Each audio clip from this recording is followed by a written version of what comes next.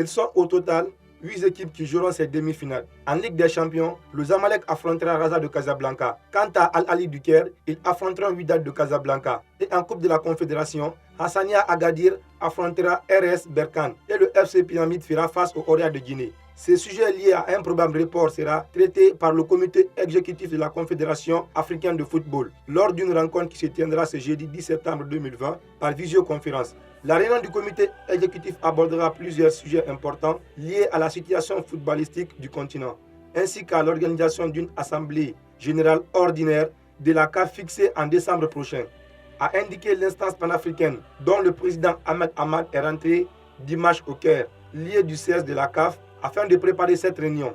L'information vient de tomber ce lundi 7 septembre 2020. Kylian Mbappé est positif au coronavirus. C'est le 7e joueur du PSG atteint du coronavirus.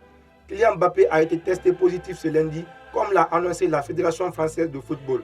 Alors que l'équipe de France se prépare à affronter la Croatie au Stade de France ce mardi 8 septembre 2020 au compte de la Ligue des Nations.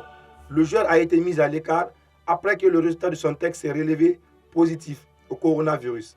La Première Ligue va reprendre dès le week-end prochain. Le protocole obligeant l'ensemble des clubs à subir des tests régulièrement afin de savoir si les joueurs n'ont pas contracté la Covid-19. Du côté de Manchester City, le texte a relevé 2 cas positifs au sein de l'effectif. Il s'agit du champion d'Afrique, l'Algérien Riyad Mahrez, et du Français Aymeric Laporte. Les 2 joueurs ne présentent aucun symptôme du virus. Ils observent actuellement une période d'autoconfinement. Tout le monde au club souhaite à Riyad et à Laporte un prompt rétablissement avant leur retour à l'entraînement et à la nouvelle saison. C'est désormais officiel. James Rodriguez portera les couleurs d'Everton cette saison et sera sous les commandes de Carlo Ancelotti. Everton réalise un joli coup. Le club anglais vient d'officialiser la signature de James Rodriguez en provenance du Real Madrid. L'international colombien s'engage avec Everton pour une durée de 2 ans et recevra 4,5 millions d'euros par an. Le club a débloqué 25 millions d'euros pour faire signer le joueur.